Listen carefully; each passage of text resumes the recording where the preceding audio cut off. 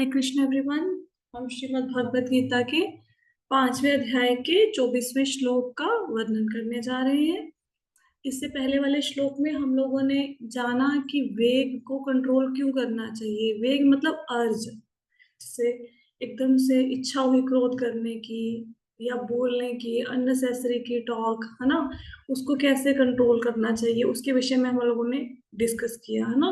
कि अगर कोई भगवान कहते मृत्यु से पहले वेगों को सहन करना सीख ले, इच्छाओं को, क्रोध को, इसके ऊपर थोड़ा सा अंकुश लगाना, इसको कंट्रोल करना सीख ले, तो वो संसार में सुखी रह सकता है। हाँ। और इसके लिए करना क्या है? इसके लिए मन को भगवान के चरणों में लीन करना है। जैसे ही आप मन को भगवान के चरणों में लीन करेंगे, आप देखेंगे बहुत सारी चीजें बाय डिफॉल्ट कंट्रोल हो गई।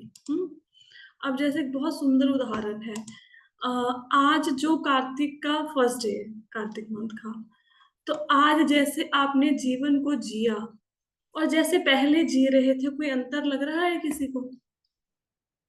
कोई फर्क नजर आ रहा है कि आज का जी माता जी, आप तैयारी हो रही है कि भाई दिन? क्या क्या काम करने हैं हमें। है ना। और आपने ये देखा कि और क्या डिफरेंस लगा आपको आज के दिन में? माता जी आज सुबह से ही बस भक्ति में ही आनंद में जी रहे हैं। है ना, भक्ति में आनंद में, है ना। और आपने एक चीज और नोटिस करी कि आज घर का काम टाइम पे निपट गया। ये किसी ने नोटिस किया? जी माता जी। है ना। माता जी। है ना। काम थोड़े ना ऐसे है कि काम आज ब्रेकफास्ट नहीं बनाया या फिर आज कपड़े नहीं धोने थे, ऐसा तो कुछ भी नहीं है। काम तो वही थे घर के, है ना। और आज ऊपर से बच्चे भी घर में है। सबसे बड़ी बात, बच्चों की छुट्टी है ना आज वाल्मीकि जयंती की, तो बच्चे भी घर में है। लेकिन आप ये देख पा रहे हो कि आज आपने एक बात और नोटिस करी, किसी को कम गुस्सा आया हो? तो गुस्से पे कंट्रोल किसी ने देखा कि ज्यादा गुस्सा करने का? जी माता जी। जी माता जी। है ना। वैसे भी माता जी सुबह जल्दी उठने के बाद भी काम करने के बाद भी थकावट भी नहीं है। थकावट भी नहीं है ना। अब देखो, मतलब कोई आप जैसे हम ना, मेरे पास ना बच्चे आते हैं ऑटिज्म की थेरेपी लेने, तो उन बच्चों का सिटिंग टॉलरेंस नहीं होता, वो बैठते नहीं है एक जगह पे, सारे घूमते रहते हैं। तो नॉर्मली बाकी थेरेपी सेंटर में क्या होता है कि अगर बच्चा सारा दिन घूम रहा और बैठ नहीं रहा, तो उसको बैठने की ट्रेनिंग देते हैं। जैसे उसको बैठ के ना अलग अलग एक्टिविटीज करवाएंगे, तो उससे बच्चा क्या होता है, थोड़ी देर के लिए कोई इंटरेस्टिंग चीज को देख के बैठ जाता है ना। ऐसे उनकी सिटिंग टॉलरेंस को इम्प्रूव करने की कोशिश करते हैं। तो मेरे यहाँ पे जब बच्चे आते हैं ना जो बैठते नहीं है, मैं उल्टा चलती हूँ। जो बच्चे टिक के बैठते नहीं है, मैं कभी उनको बिठाने की कोशिश ही नहीं करती, मैं उनको खड़ा कर देती हूँ। वो मैं ऐसे क्यों करती हूँ कि क्योंकि देखो, जब हम बैठे हैं ना बहुत देर से, तो हमारा मन होएगा कि हम उठ के घूमने लगे, थक जाते हैं ना। लेकिन अगर बच्चों को एक जगह पे खड़ा कर दोगे कि आपने यहीं पे खड़ा रहना, तो बच्चा थक जाएगा, अपने आप बैठ जाएगा, है ना। तो हमें ऐसा लगता है कि काम बहुत ज्यादा है, भक्ति के लिए समय नहीं निकल रहा। अच्छा, कार्तिक मंथ आ गया, मतलब कार्तिक मंथ का कि सुबह जल्दी उठना है, नहाना है, अच्छा चैंटिंग भी करनी है, ओके वेरी राइट। अच्छा, संस्कृत के श्लोक भी सीखने हैं, दामोदर अष्टकम, ये सब चीजें भी सीखनी है, अच्छा ठीक है। अच्छा वो शिष्टाष्टकम भी पढ़ना है, ये नई चीज शुरू होगी जिंदगी में, हाँ जी। अच्छा, गोपी गीत भी पढ़ने हैं, 19 स्टैंजा है वो भी पढ़ने हैं, हाँ जी हाँ जी, ये भी पढ़ना है, ठीक है ओके चला। अच्छा, फिर ये सब करने में तो बहुत टाइम लग जाएगा, है ना। और आप ये देखो, सुबह से जल्दी उठ गए आप नहा धो लिए, कुछ लोगों की चैंटिंग भी पूरी होगी होगी अभी तक, कुछ लोगों की, मैं भी, मुझे नहीं पता किसने अभी तक कंप्लीट करी, किसने नहीं करी। हो गई ना। माता जी सुबह माता जी एक रह गई। आपकी शिवानी माता जी कितनी रह गई चैंटिंग, हो गई? मेरी माता जी एक रह गई बस। हाँ। अच्छा, आप लोगों को ना ये लगेगा मैं शिवानी माता जी का नाम ज्यादा क्यों लेती हूँ। ऐसा नहीं, मुझे सब लोगों से इक्वली प्रेम है। मैं इनके बारे में ना ज्यादा जानती हूँ थोड़ा, कि इनके घर का क्या काम है, कैसे ये जीवन को बिताती हैं। और इनका ना एक ही प्रॉब्लम रहता था, टाइम नहीं होता माता जी, टाइम नहीं होता, 1 बजे तक तो घर का काम, ये वो।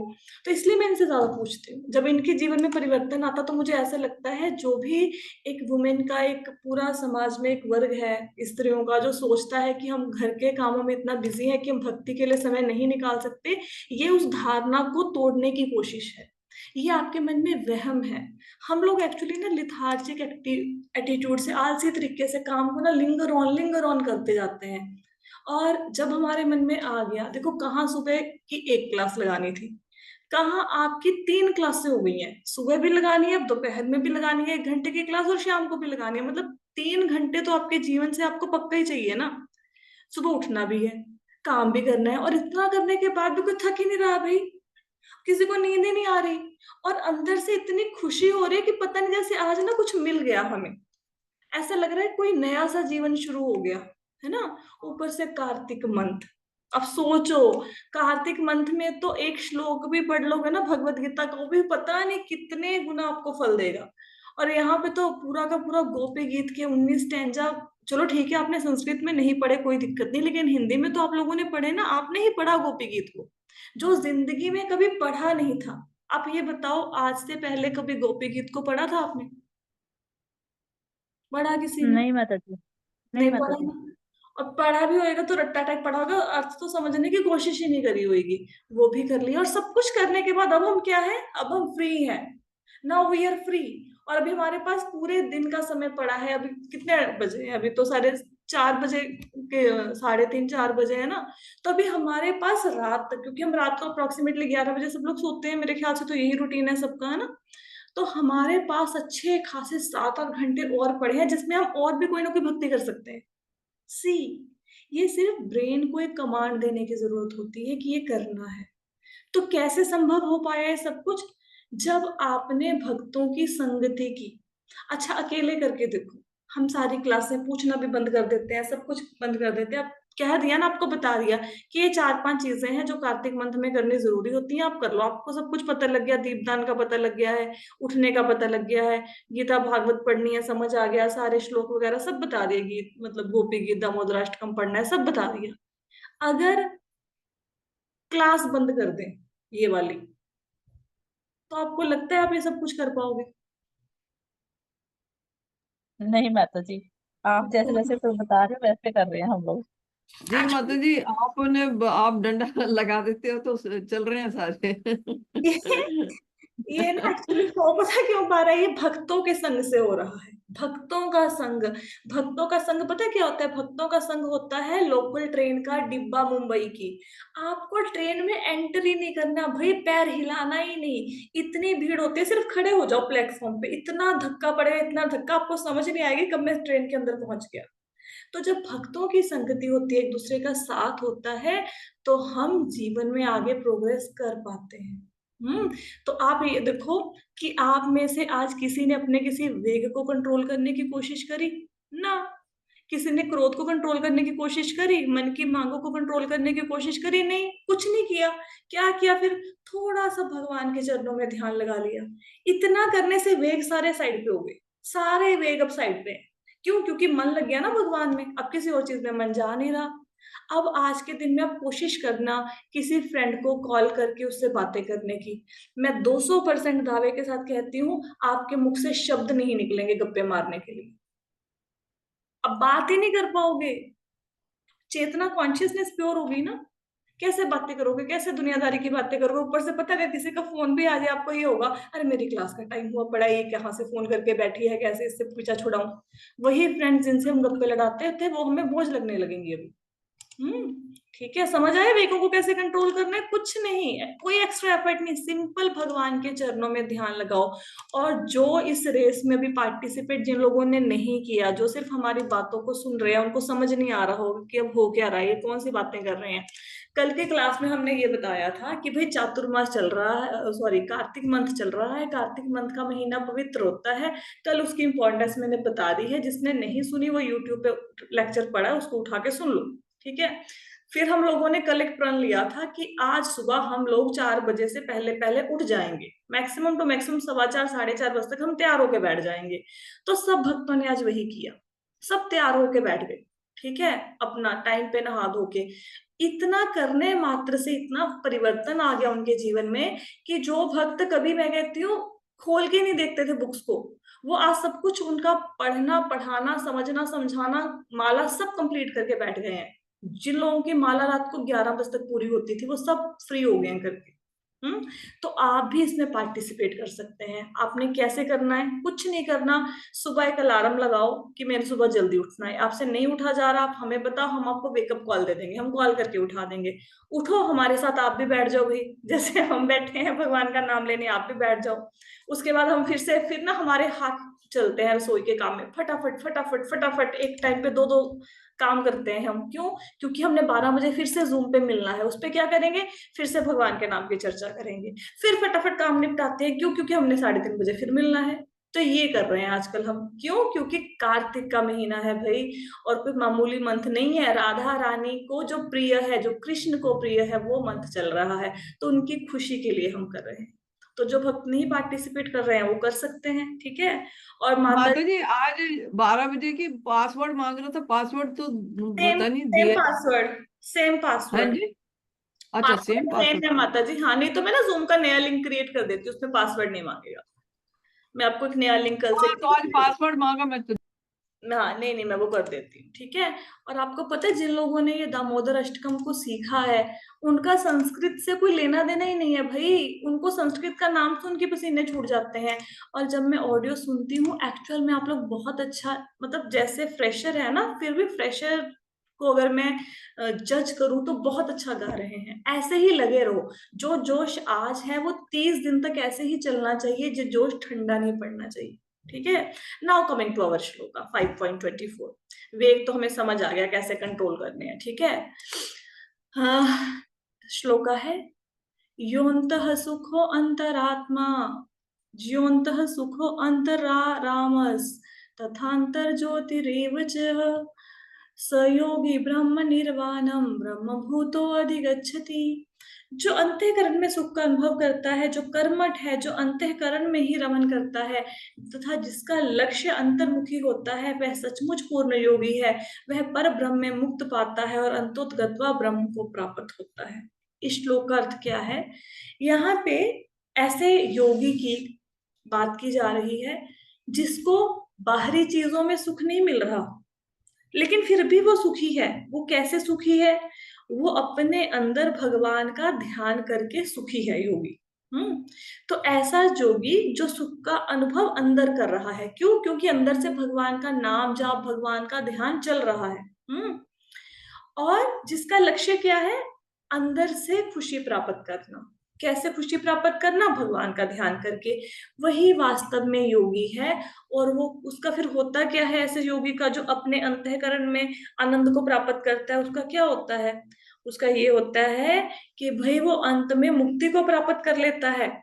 वो ब्रह्म को, भगवान को प्राप्त कर लेता है। क्योंकि जिसका मन, देखो, अब किसी की मृत्यु हो रही है, उस व्यक्ति ने पूरा जिंदगी बिजनेस के बारे में सोचा है, बिजनेस, मेरा बिजनेस बड़े बड़े बड़े कैसे बड़े, और पैसा और पैसा। अब मृत्यु के समय पे उसको बिजनेस ही याद आएगा ना, भगवान कैसे याद आ जाएंगे? और एक व्यक्ति जो सिर्फ और सिर्फ भगवान के बारे में सोचे जा रहा है, सोचे जा रहा है, सोचे जा रहा है, तो अंत समय में उसको भगवान ही याद आएंगे। भले ही उसके परिवार के सगे संबंधी 100 पास में खड़े हों, उसको पैसा याद नहीं आएगा। तो एक कहावत होती है, साठा सो पाठा। इसका मतलब क्या होता है कि जो आदतें आप 60 साल की उम्र तक पाल लेते हो, वो 60 साल के बाद सुधरती नहीं है। 60 साल तक जो भी आपने आदत पाल ली, वो फिर अंत तक साथ में जाएगी। साठा सो पाठा। तो अपनी आदतें ऐसे बनाइए कि उसको चेंज करने की जरूरत ही ना पड़े। मन को ऐसे भगवान के चरणों में लगाइए कि उसको फिर कहीं और जाने की जरूरत ही ना पड़े। तो जो व्यक्ति अंतःकरण में सुख का अनुभव करता है, जिसको घर गाड़ी बंगला पैसा खाने पीने का सामान ये सुख नहीं दे रहा, वो योगी क्या होता है? वो ब्रह्म को अर्थात भगवान को प्राप्त करता है, ठीक है। नेक्स्ट श्लोक पे चले। लभन्ते ब्रह्म निर्वाणम ऋषयः क्षीण कल्मषः छिन्न द्वेधायतात्मानः सर्वभूत हिते रतः। कहते जो लोग संशय से उत्पन्न होने वाले द्वैत से परे हैं, जिनके मन आत्म साक्षात्कार में रत हैं, जो समस्त जीवों के कल्याण कार्य करने में सदैव व्यस्त रहते हैं, और जो समस्त पापों से रहित हैं, वह ब्रह्म निर्वाण मुक्ति को प्राप्त करते हैं। पहली लाइन का मतलब क्या है? जो लोग संशय से उत्पन्न होने वाले द्वैत से परे हैं, इसका मतलब ये है कि ऐसे लोगों का वर्णन किया जा रहा है जिसके मन में कोई डाउट नहीं है। डाउट नहीं है का मतलब क्या है? उसको ये डाउट नहीं है कि भगवान कौन है, ये गणेश जी भगवान है, दुर्गा माता भगवान है, शिव जी भगवान है, कौन भगवान है, मुझे भक्ति कैसे करनी है मुझे पता ही नहीं है ना। या मैं अपने दिन को, पूरे दिन को कैसे ऐसे लगाऊं कि भाई मैं भक्ति के लिए समय निकाल पाऊं, है ना। या मुझे भगवान के ऊपर डाउट हो रहा है कि है भी या नहीं है ना, मिल पाएंगे नहीं मिल पाएंगे। तो जिन लोगों के मन में कोई डाउट ही नहीं है, जिसको पता है मेरा अंतिम लक्ष्य कृष्ण, मैं उनका दास, मुझे उनको प्राप्त करना है, ये मेरा अंतिम लक्ष्य है। जैसे एक बच्चा स्कूल में जाता है तो स्कूल में उसके म्यूजिक भी होता है, उसकी पीटी भी होती है, उसको डांस डूंस भी सिखाया जाता है, सारे काम होते हैं। लेकिन अगर स्कूल आपको साल के अंत में ये बताए कि आपके बच्चे को हमने सब कुछ सिखाया, सिर्फ हम उसको पढ़ा नहीं पाए, तो आप बोलोगे ये क्या बात हुई मैडम, हमने तो स्कूल में बच्चे को पढ़ने के लिए भेजा था, तो बोलेंगे लेकिन हमने तो डांस सिखाया, हमने तो इसको एक्सरसाइज करना सिखाया। आप बोलोगे वो तो साइड प्रोडक्ट्स हैं, वो तो चलो आपने सिखा दी, वो तो एक्स्ट्रा एक्टिविटीज हैं, लेकिन बच्चे को पढ़ना तो आप सिखा नहीं पाए, फिर तो आप उस स्कूल में बच्चे को नहीं ना भेजोगे। तो हमारा अंतिम लक्ष्य है भगवान की प्राप्ति, that is the true aim. उसके बीच में जो बच्चों का खाना बनाना, तैयार करना, पढ़ाना, बिजनेस करना, जॉब करना, अपने घर के काम करना, ये तो फिलर है। हमने उल्टा कर रखा है, हमने भगवान के नाम को साइलेंट पे कर दिया और बाकी एक्टिविटीज में मन को लगा दिया। वो हमारे लिए प्रायोरिटी बन गई, भगवान साइड में खिसके बैठे हैं कि जब समय होगा तब जाके माला उठा लेंगे। आज क्या हुआ, आज हमने भगवान के नाम को प्रायोरिटी दी, हमने घर के काम को साइड पे किया, भगवान के नाम को सुबह उठ के, जो बंदा 4 बजे उठ रहा है बट ऑब्वियस है सब्जी तो बनाएगा नहीं उठ के, ठीक है, तो 4 बजे उठ के भगवान का नाम ले रहा है, तो बेनिफिट क्या हुआ उस एक्टिविटी का कि पूरे दिन के काम आपके सिस्टमेटिक हो गए। पहले यही आप उठते थे 6 बजे, फिर भी काम नहीं निपटते थे, है ना। आज उठ के ऐसा तो है नहीं कि जल्दी काम करना शुरू कर दे, काम तो उसी समय पे शुरू किया। लेकिन जब सुबह उठ के आप अपनी स्पिरिचुअल यात्रा को आरंभ कर देते हो, आध्यात्मिक यात्रा को आरंभ कर देते हो, आपके पूरे दिन के काम अपने आप सिस्टमेटिक हो जाते हैं। तो जो लोगों को कोई डाउट नहीं है, भगवान के विषय में कोई डाउट नहीं है, पता है कि हमारा लक्ष्य क्या, हमने किसकी प्राप्ति करनी है, और जिनके मन सेल्फ रियलाइजेशन में लगे रहते हैं, आत्म साक्षात्कार में लगे रहते हैं, इसका मतलब क्या है, जो सुबह से आप कर रहे हो वो क्या है, वो आत्म साक्षात्कार ही तो है, वो अपने आप से मिलना ही तो है। ऐसा तो है नहीं कि किसी के घर में मैंने शाही पनीर की सब्जी बना के भेज दिया, समोसे भेज दिए कि सामने वाले बंदे इतने खुश हो रहे हैं, मैंने तो किसी को पैसे नहीं दिए, कुछ नहीं दिया, बल्कि आपके जीवन के 3 घंटे ले लिए आज मैंने, लेकिन फिर भी आप खुश हो, क्यों? क्योंकि वो आत्मा की संतुष्टि है, आज आपने आत्मा को खुराक दी। जब आत्मा को खुराक मिलती है तो मन अपने आप प्रसन्न रहेगा। तो आत्म साक्षात्कार में लगना मतलब भगवान, वो एक्टिविटीज जो आपको भगवान से जोड़ दे, उन एक्टिविटीज में लगना। ऐसे लोग जो होते हैं वो समस्त जीवों के कल्याण कार्य करने में सदैव व्यस्त रहते हैं। मतलब जिस साधु का मन भगवान में लग गया, अब वो टिक के नहीं बैठेगा कि मेरा मन भगवान में लग गया, अब वो क्या करेगा, अपने वाणी से, मन से, शरीर से दूसरों की सेवा करेगा। सेवा करने का मतलब क्या है, वो प्रचार करेगा। अब वो कोशिश करेगा कि जैसे मैं भक्त बना हूं सब लोग भक्त बन जाए, और उनके लिए अपने ऊपर एक्स्ट्रा प्रेशर भी लेगा। अब आप देखो, जैसे हम लोग मंदिर जाते हैं तो माता जी हमें गाड़ी में लेके जाते हैं, एक्चुअल में अगर इन्होंने अपनी गाड़ी से मंदिर में जाना हो, वो रास्ता इनके लिए 15 मिनट का है, जब भक्तों को साथ में लेके जाते हैं तो वही रास्ता इनको 30 मिनट का पड़ता है। तो दूसरा बंदा बोलेगा कोई समझदारी वाली बात तो है नहीं कि आप इतना घूम फिर के जाते हो। लेकिन आपको पता है, जो ये सेवा हो रही है किसी भक्त को मंदिर तक पहुंचाना, एक्चुअल में भक्ति में उससे प्रोग्रेस होएगी। जब हम भक्तों की सेवा करते हैं, किसी भी व्यक्ति की भक्ति के में अगर आगे बढ़ने के लिए आप कोई भी सेवा करते हो, दूसरों को भक्ति में लगाते हो, तब आपकी प्रोग्रेस होती है। जैसे आपने, कोई बंदा सुबह जल्दी उठ नहीं पा रहा, आपने बोला मैं तुम्हें सुबह उठा दूंगा फोन करके, आपने फोन करके उसको उठा दिया, ये आपने सेवा करी, उसको उठा दिया, कार्तिक के मंथ में उसको लाभ मिलेगा ना। तो जो भी साधु होते हैं वो हमेशा ये देखते हैं कि मुझे अकेले को आगे नहीं बढ़ना, मुझे सारे सब लोगों को साथ में लेके भगवत धाम जाना है। तो इसलिए वह दूसरे लोगों की सेवा करता है। अब कुछ लोग दुनिया में कैसे हैं, उनको ये लगता है कि परोपकार के काम करो, मतलब मानवता की सेवा करो, वही असली सेवा है। उनके लिए मानवता की सेवा का अर्थ ये है कि भूखे को खाना खिला दो। नो डाउट अच्छा है, खाना खिलाना चाहिए, लेकिन अगर आपने भूखे व्यक्ति को खाना खिला दिया, उसको 4 घंटे बाद फिर से भूख लग जाएगी। कितने टाइम का खाना दोगे, 1 टाइम का, 2 टाइम का, 10 दिन का, कितना खाना दे सकते हो? उससे ज्यादा तो नहीं दे सकते ना। आफ्टर ऑल तो उसको खुद के लिए खुद ही कुछ उद्यम करना पड़ेगा ना, भिखारी को, है ना। आप उसके जन्म जन्मांतर की भूख को तो नहीं मिटा सकते, इस जीवन की भूख को तो नहीं मिटा सकते, लेकिन हाँ, आपको लगता है जो भिखारी है उसका अगला जन्म बहुत अच्छा होगा? जो भिखारी है पूरे दिन सड़क पे भीख मांग के गुजारा कर रहा है, नहाता नहीं है, धोता नहीं है, कि अगले जन्म में उसका अच्छा सुकून वाला जीवन होगा? नहीं होगा, पता नहीं कौन सी योनि में गिरेगा। आपने उसको बोला हरे कृष्णा, उसने भी बोला हरे कृष्णा, तो हरे कृष्णा बोलने से क्या हुआ? उसके सारे पाप नष्ट। शास्त्रों में लिखा है भाई, एक बार कृष्ण नाम बोलने से सारे पाप नष्ट हो जाते हैं। तो आपने उसके मुख से कृष्ण नाम बुलवा के उसका उद्धार कर दिया। हमें लगता है डोनेशंस दो, है ना, गरीबों को पैसा धन कपड़े बांटो उद्धार हो जाएगा। यह असली मानव समाज की सेवा नहीं है। असली मानव समाज की सेवा है कि लोगों तक भगवान का संदेश, भगवत गीता का संदेश, भगवान के नाम के साथ उनको जोड़ना, ये काम किए जाए।